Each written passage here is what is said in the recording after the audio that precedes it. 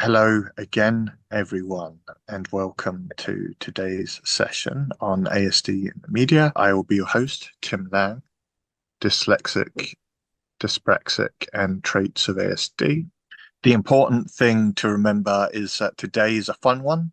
Today is just to get the conversation flowing. We aren't dealing with facts today, unlike some of the more scientific or historical sessions that are hosted on a Thursday. In other words, I've been given an easy one: pop culture, modern popular culture transmitted. This is not one I've written.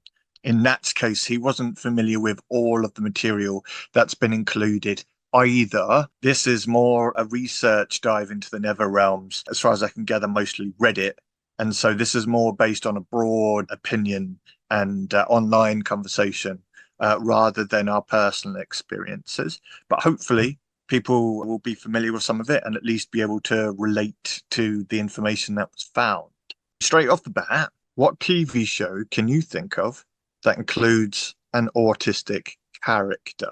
They don't necessarily have to be diagnosed, but at this point, we want to keep as closely aligned to ASD as possible. There will be the opportunity to share people that you relate to later, which is a slightly different thing. Let's see who we got.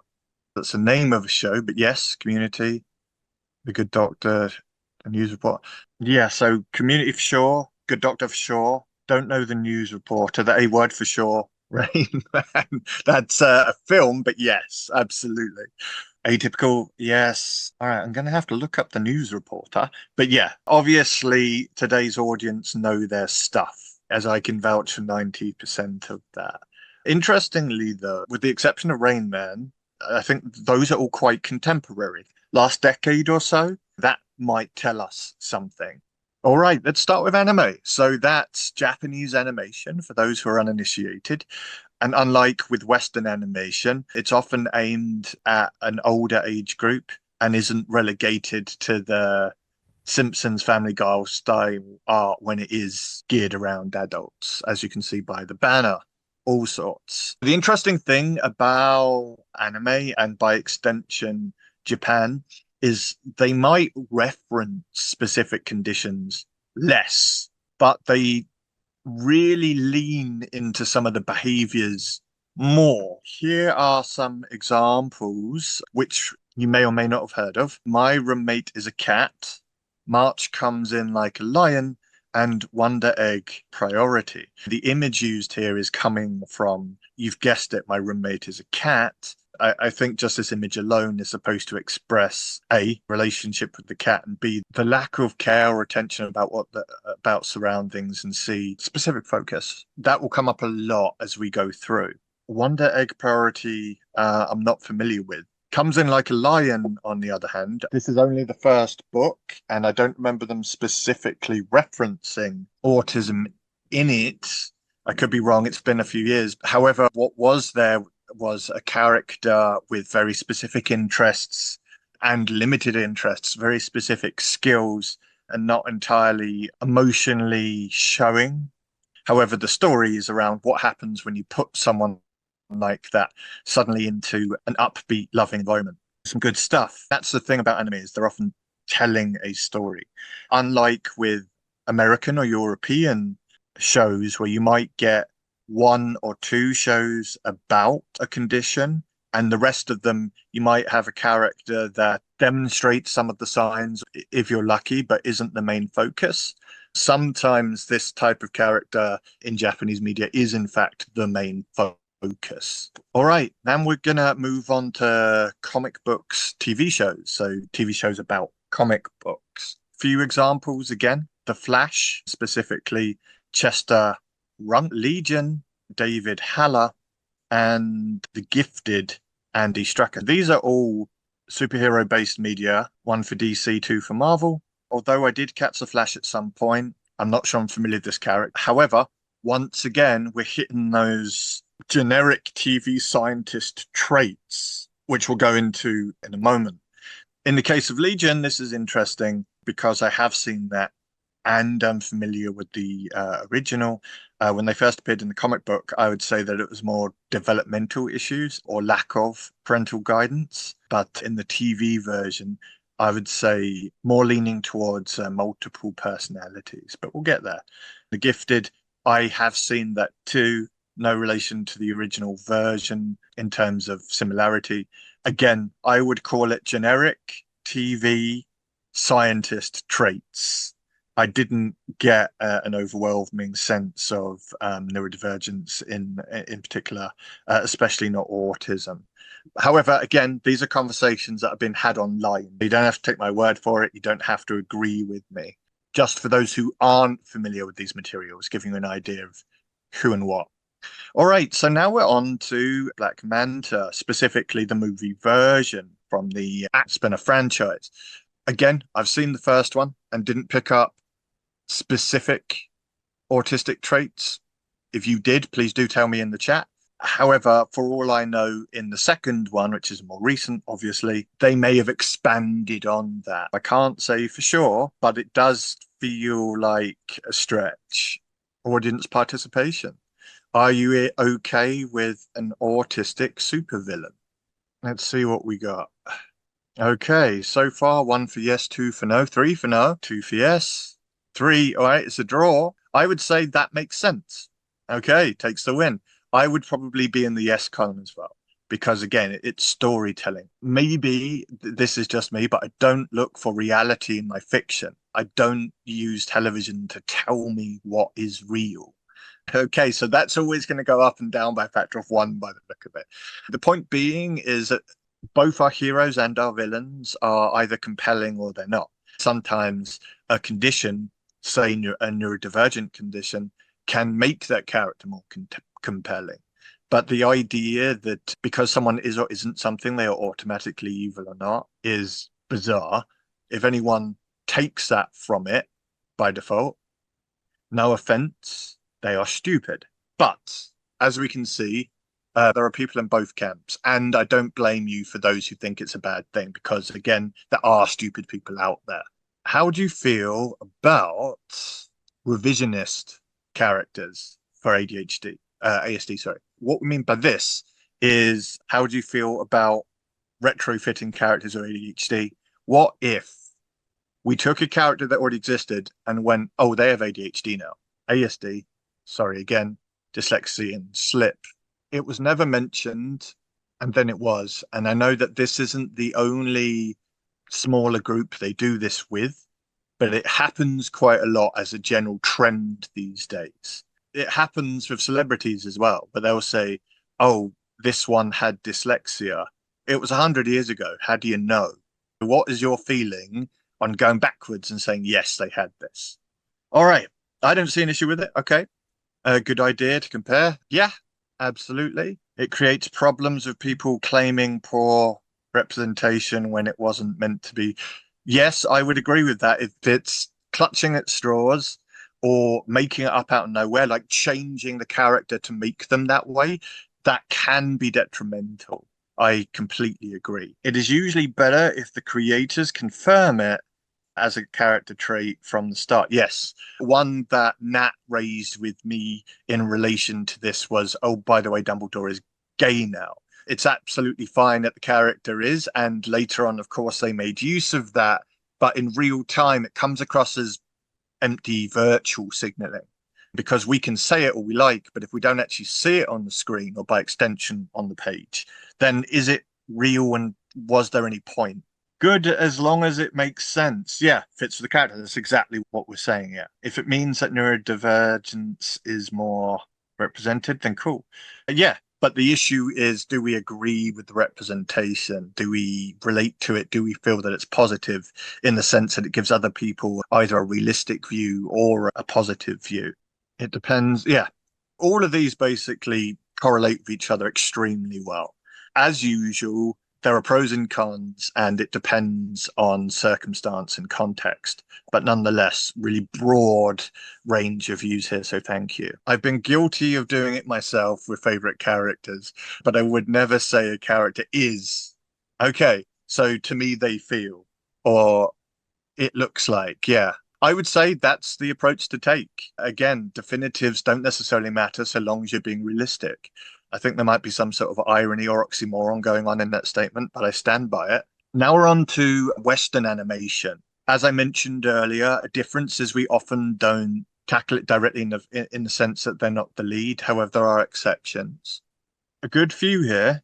Mary and Matt. This one was direct. Archer, a one-off reference. Arthur, an old show that apparently had, again, a direct character, but not the lead, but apparently tactful. Pixar Shorts Loop, again, this one was direct. Rick and Morty, one-off reference, but we'll get to that later. Mary and Max. April, are you familiar with Mary and Max? Oh yes, I am familiar with books, and I've even got the DVD that this sort of felt quite a few times. Like, right, that's most of the theories. I mean, even though my diagnosis is autism spectrum disorder, I think there was a time when I thought I had an Asperger's that Max has in the film. So it I was a must have been going, positive form of awareness in the sense that it oh yes, made you think about it. Yeah. yeah, I would say it's a positive representation, but I think there's a bit in the film where Max's and Asperger's was misunderstood. On to Archer. So this is again one of those aforementioned kind of stock animations design style adult shows. It's just a one-off reference. So it opens the question, is a one-off reference okay? If it's in humor, is that better or worse? Then on to Rick and Morty. Now, Rick and Morty, of course, probably offends a lot of people generally anyway. But in terms of the clip, I would say that this is an interesting one because it says he possibly being autistic, but I've actually seen this scene. I would say that it's directly saying that the character is, assuming they are referring to themselves at all. They need to mean it. They need to be aware of it. They need to commit to it. To me, that's what they're doing. Now, like I said, that show and that character will be offensive to many people automatically anyway. Therefore, does it mean that making them autistic is somehow a disadvantage or a disrespect to those with autism? Everyone needs to make that decision for themselves, but for me, it's an absolute no. And this will be relevant to when we get to Big Bang Theory as well. I am familiar with a lot of the traits that Rick Sanchez demonstrates, and I possess some of them myself, and some of them definitely fit with an ASD profile. I'm not medical, so I can't diagnose and wouldn't try. But nonetheless, now that they've said it, it seems to fit, whether that character is good or bad. Loop. Again, Loop is a short that you should be able to find this. April, I defer to your knowledge again. Are you familiar with Loop? Oh yes, I am familiar with it. Of course, I've seen it, and I don't know if this Pixar Sparkshorts is mentioned in this webinar, but there's another one called where it's like this little boy has the unique ability to, and what else was I going to say? Oh, and so the boys are floating power is a metaphor for autism. It seemed to me that you were implying that the Pixar as a company are quite good being fair and true to at least a form of autism or an example of autism. On to the A word, another one I haven't seen, but BBC, assuming British, which again gives us a bit of representation on that point. As it mentions, it's actually based on existing material book, I believe. Again, it still gets referenced quite a lot. It does mean something to someone, and apparently is quite favored by people who experience autism and by the general public. Back to you. Can you think of a character or person on the TV that you have related to? They don't need to be diagnosed with any condition, but is there any trait of a TV personality or a character in fiction from TV that you see yourself in? Again, I've got a bit of Rick Sanchez and a bit of Sheldon Cooper. I don't know what that says about me, but they let me on anyway. Mr. Bean, a similar idea. Someone might say to you, that could have been fully a joke, but someone might say to you, oh, that's denigrating or that's worrying, but in reality, the traits we're referring to, there may be nothing wrong with them.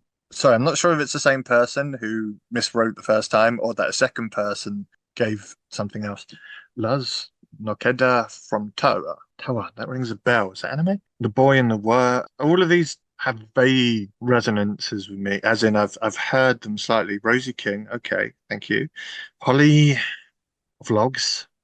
All right, so a good few. None that I know strongly, except for Mr. Bean, of course. Nat will receive this information, by the way, so feel free to quiz him on all of the names that you mentioned in the next one. Live action now. I think that's a young Sheldon image right there. We've got a bunch of stuff here. Atypical, that one I do know. Big Bang Theory, as mentioned, Community, I also know, and The Good Doctor. So the only one I don't know on this list is The Good Doctor, but someone mentioned it right at the beginning when I asked what shows you're familiar with. So someone's obviously watching it. However, I don't think it's the main character in that case. Big Bang Theory, as I alluded to earlier, lots of things to say about Sheldon. As I said, I resonate with traits of ASD. As far into the process as I got, no one implied that it wasn't likely, but these things can be tricky. With Sheldon Cooper, in season 1 of 12, I think, he was the foil, essentially. To clarify what I mean by that term, he is the one who said, that's a bad idea. His associates ran off and did something stupid anyway. And then at the end, he'd pop back up to say, I told you so. I certainly resonated with that. Then already by season 2, he's starting to become the butt of the jokes instead, wherein it's his behavior and the lack of understanding within it or the lack of flexibility within it.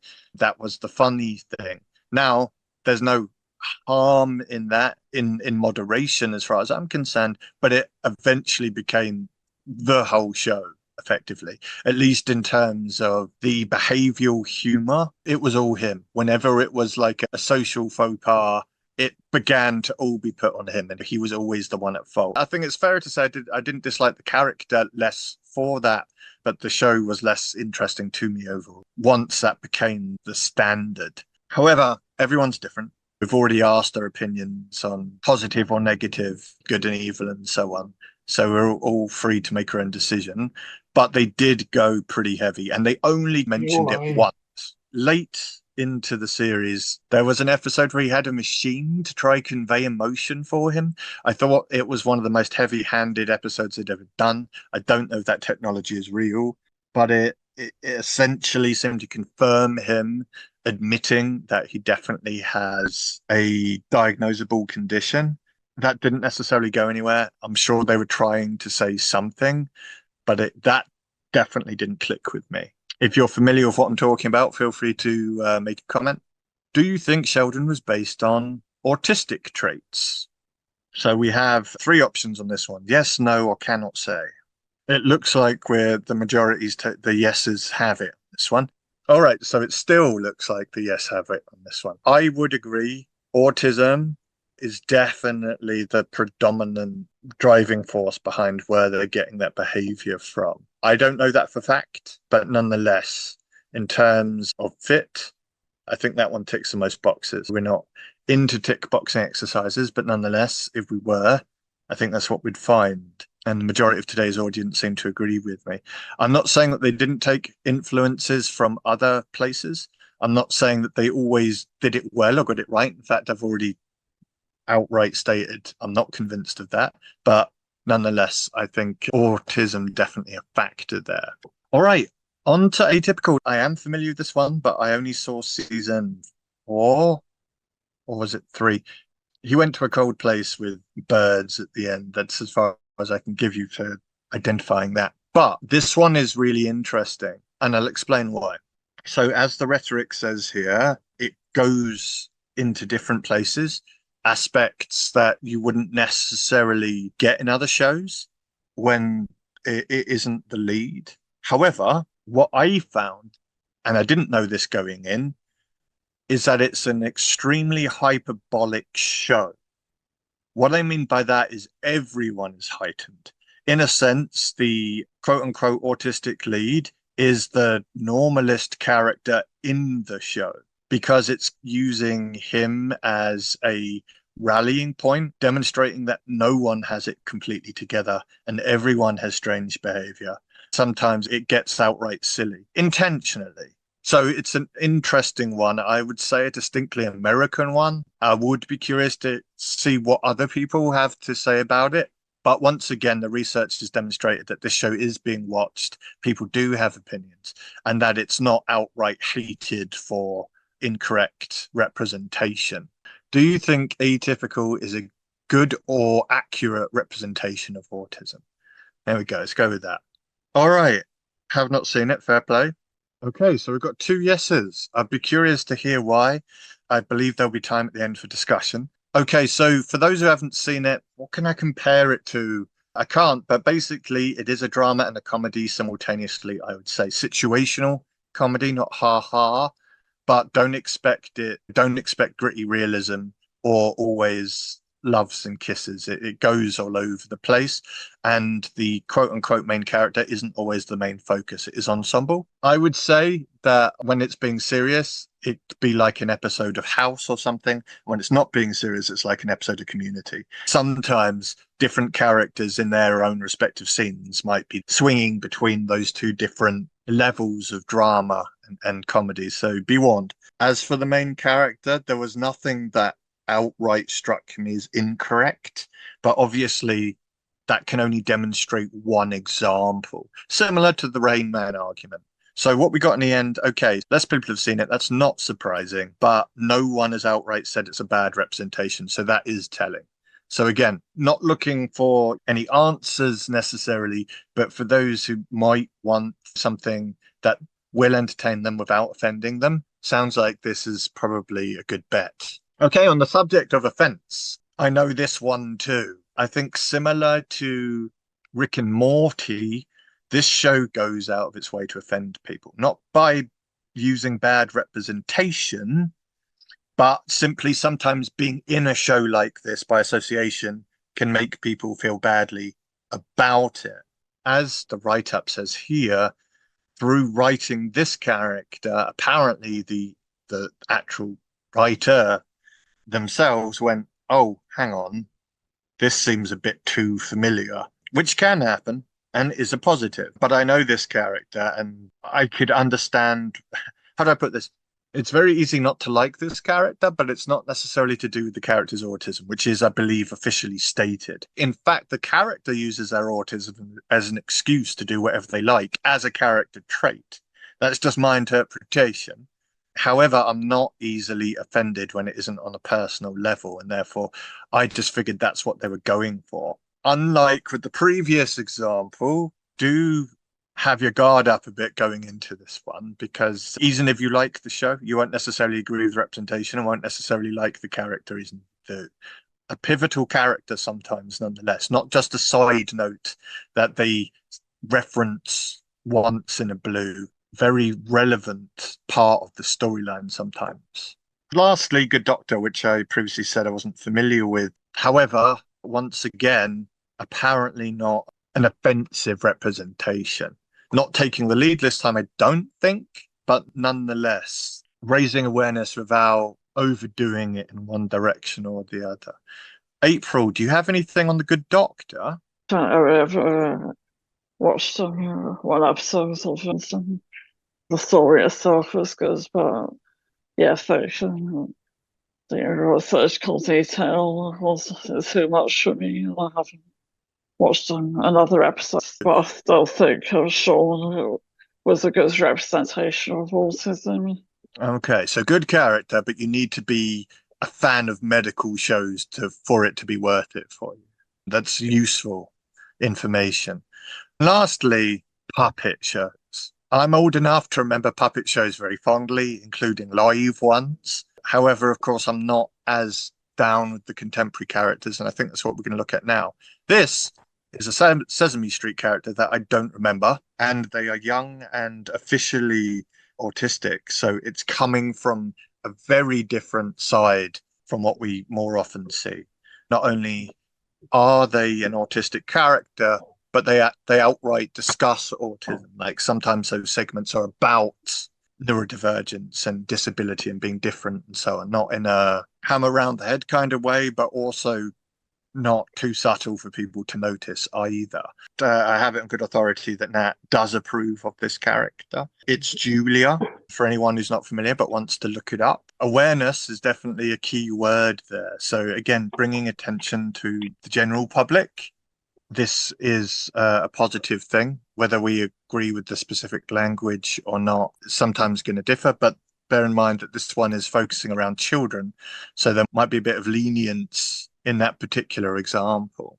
For those who are finding themselves in a new role recently or have never had a workplace needs assessment previously, this is something that you might want to arrange in order to get some contemporary recommendations about what might support you in the workplace. Of course, Exceptional Individuals is available for that if needed. We're on to questions.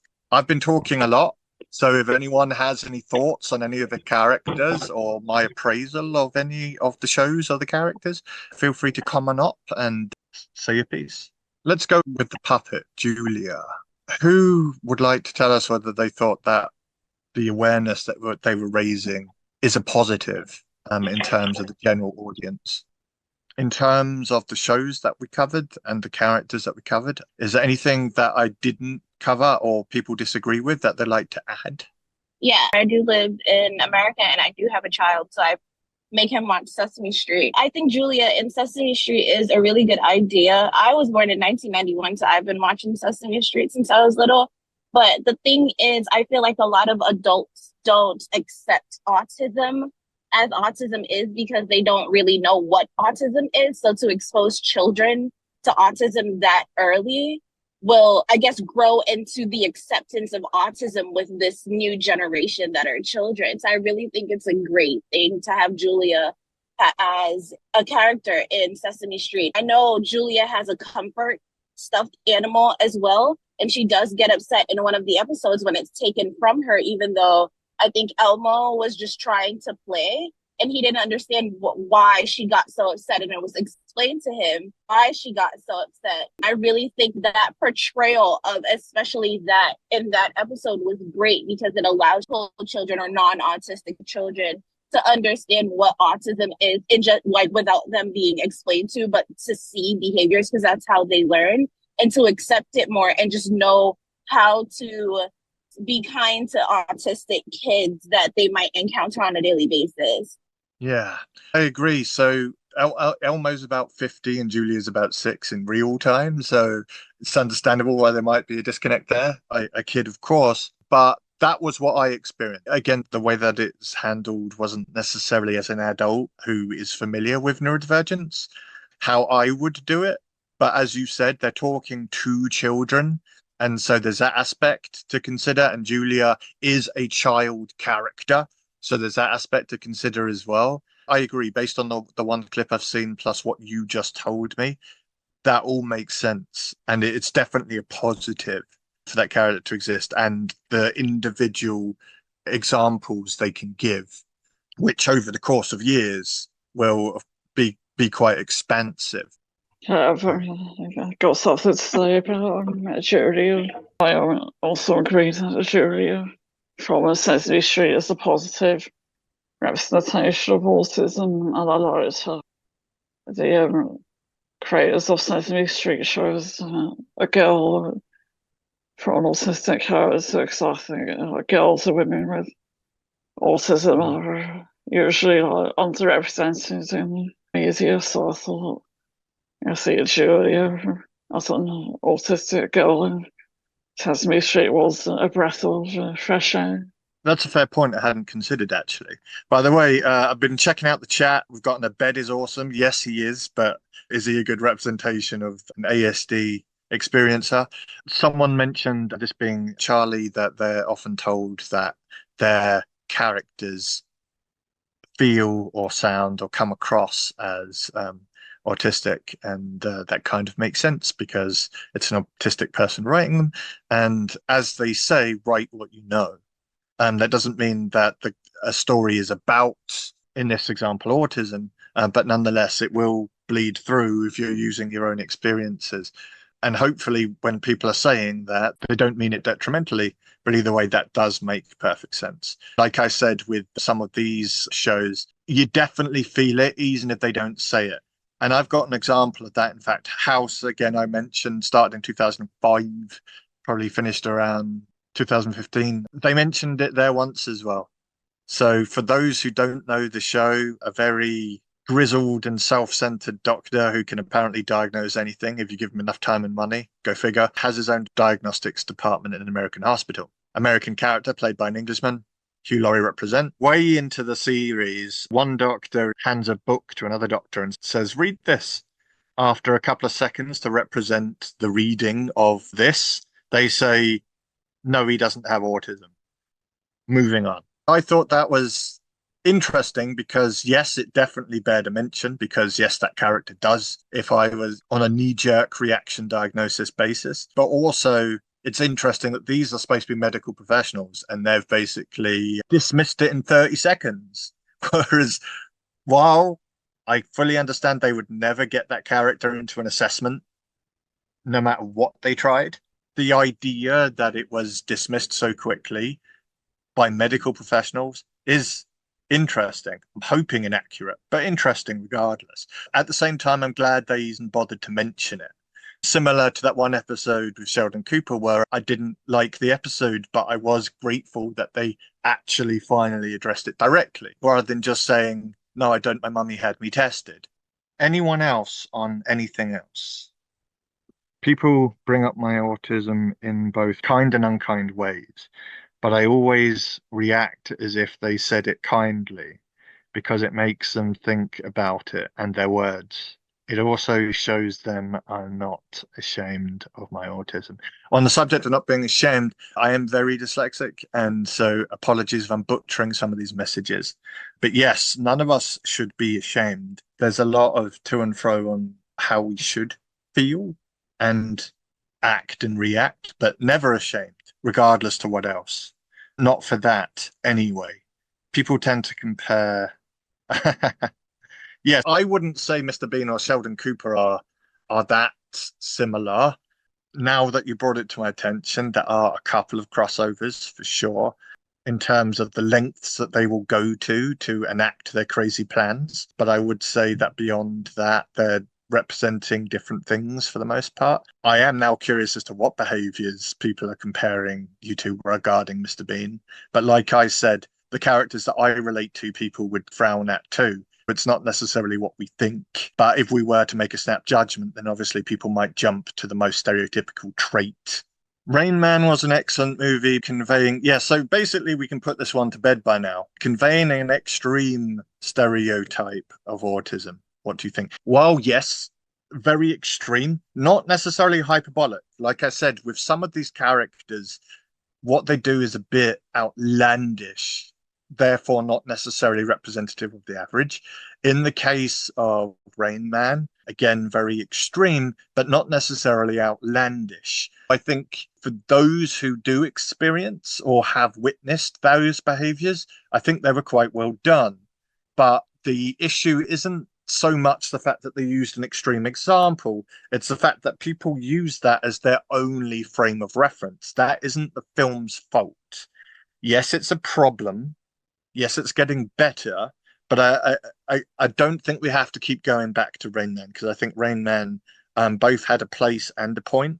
It's not its fault that people will just grab on to whatever little they can find. I think this ties in neatly to the Julia conversation, where that's a better, more realistic, more positive role model in terms of what it's demonstrating and what it's explaining. Hopefully that will overtake, but it wasn't Rain Man's fault. All right, so for those who aren't signed up to these sessions already, please do so. If you need to get in touch, this is how. I'm glad that some people enjoyed this change from the norm. It should be same net time, same net channel next week. Be sure to check that out. Thank you all.